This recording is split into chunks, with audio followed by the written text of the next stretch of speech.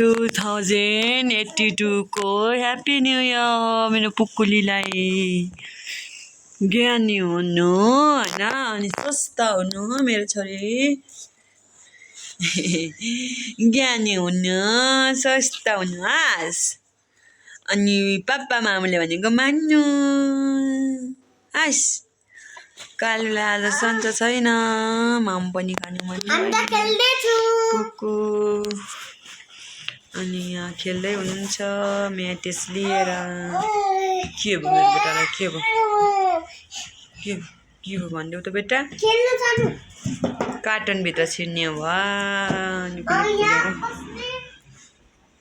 सबै इबियानाको YouTube channel फ्यामिलीहरूलाई happy new year अरे इबुको तर्फबाट 0.2